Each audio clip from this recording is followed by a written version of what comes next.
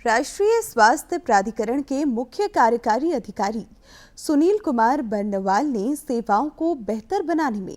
सूचना प्रौद्योगिकी और नवाचार पर बल दिया है। हमारे समाचार प्रमुख ने उनसे खास बातचीत की है। इसका होल पर्पस है कि सभी जो प्रीमियर टेक्निकल इंस्टीट्यूट हैं, IIT, NIT, आईसर, इनके जो रिसर्च इकोसिस्टम है उसके माध्यम से जो एंटरप्राइजेज निकल रहे हैं, स्टार्टअप, ये सब, ये इनका एक कोलैबोरेटिव इफेक्ट हो, जिससे कि रिसर्च केवल लैब तक सीमित नहीं रह करके रियल लाइफ में पहुंचे। किस तरह से इंडस्ट्री को सपोर्ट करें, रियल लाइफ लोगों की लाइफ को इम्प्रूव कर सकें। और इसलिए इस बार के थीम में जिस तरह से इन्होंने हेल्थ केयर को एक थीम रखा है, जिसका पर्पस है कि किस तरह टेक्नोलॉजी हेल्थ केयर डिलीवरी को कम्प्लीटली ट्रांसफॉर्म कर सकता है।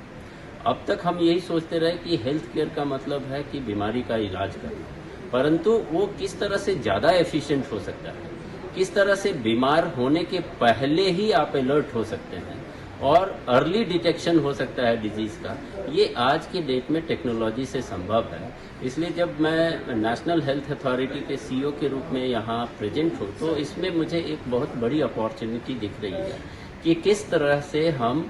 डिजिटल हेल्थ इकोसिस्टम बना सकते हैं, जिसमें सारे हेल्थ केयर सिस्टम एक्चुअली आपस में कनेक्ट हो सकें,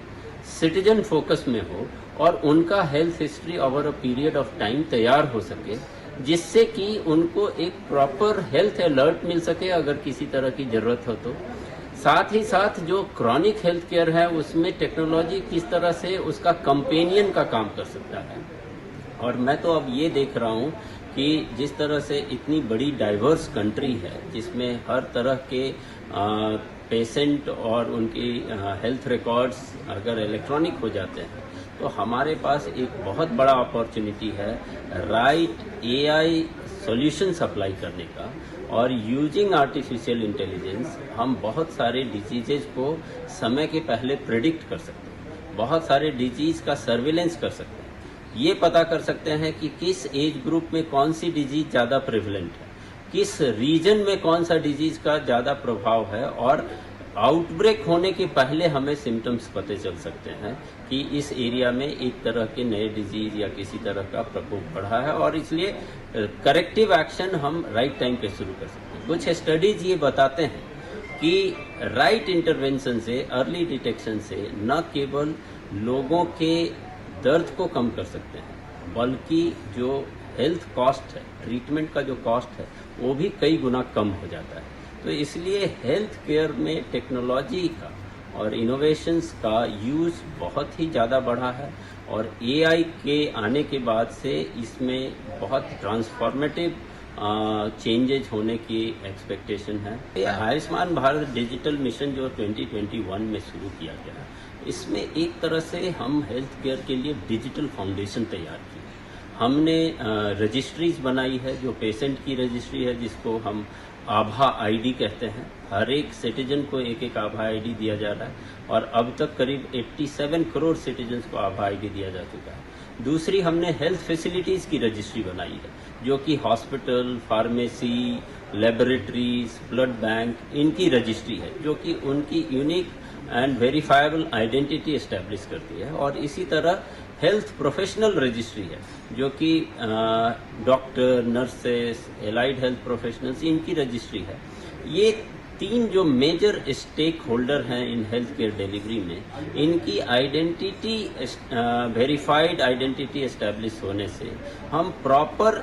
एक्सचेंज आसानी से कर सकते हैं। और इसलिए हम लोगों ने 3 नए गेटवेज बनाए हैं। एक है हेल्थ इंफॉर्मेशन एक्सचेंज गेटवे, ताकि एक पेशेंट एक जगह इलाज कराने के बाद जो उसका इलेक्ट्रॉनिक हेल्थ रिकॉर्ड क्रिएट होता है, कल को कुछ महीनों के बाद अगर दूसरे हॉस्पिटल में फिर से इलाज कराने जाता है, तो वो अपने पुराने रिकॉर्ड को डिजिटली शेयर कर सकता है अपने सहमति से, और इससे उसका जो ट्रीटमेंट है वो ज़्यादा इफेक्टिव हो सकता है, क्योंकि डॉक्टर को उसके प्रीवियस हिस्ट्री का, प्रीवियस सिम्टम्स का, प्रीवियसली क्या एंटीबायोटिक्स लिए, ये सब की जानकारी फिंगर टिप्स पे होगा, और ये राइट डायग्नोसिस और राइट ट्रीटमेंट में आसानी करेगा। अदरवाइज जो हम देखते हैं कि कई बार पेशेंट को एक ही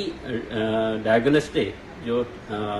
लैब जो है वो कई बार कराना होता है, क्योंकि वो प्रीवियस रिकॉर्ड साथ में नहीं होते हैं। तो ये एक कनेक्टेड और इंटीग्रेटेड हेल्थ केयर की ओर एक बहुत बड़ा कदम होगा, जो कि हेल्थ इंफॉर्मेशन एक्सचेंज से हो रहा है। उसी तरह जिस प्रकार हम लोग देश में यूपीआई की क्रांति आई, यूनिफाइड पेमेंट इंटरफेस की, जहां हर व्यक्ति सेकेंड्स में पैसे ट्रांसफर कर पाता, उसी तरह एक शुरुआत की जा रही यूनिफाइड हेल्थ इंटरफेस की, ताकि कोई भी व्यक्ति कहीं से भी राइट डॉक्टर का, राइट स्पेशलिटीज का अपॉइंटमेंट उसको डिस्कवर कर सकता है। और थर्ड जो बहुत इम्पॉर्टेंट है वो नेशनल हेल्थ क्लेम एक्सचेंज है, ताकि जितने भी इंश्योरेंस क्लेम्स आज के डेट में इंडिविजुअल कराते हैं, चाहे पब्लिक या प्राइवेट इंश्योरेंस कंपनीज के माध्यम से, उनके क्लेम सेटलमेंट ट्रांसपेरेंट तरीके से हो, ताकि एक तरह से क्लेम प्रोसेसिंग ट्रांसपेरेंट होने से न केवल इंश्योरेंस क्लेम एफिशिएंट होगा, बल्कि हॉस्पिटल और इंश्योरेंस कंपनी के बीच में ट्रस्ट भी बढ़ेगा, और इन फ्यूचर जो इंडिविजुअल है उसके इंश्योरेंस प्रीमियम भी ज़्यादा ऑब्जेक्टिवली डिसाइड हो सकेंगे।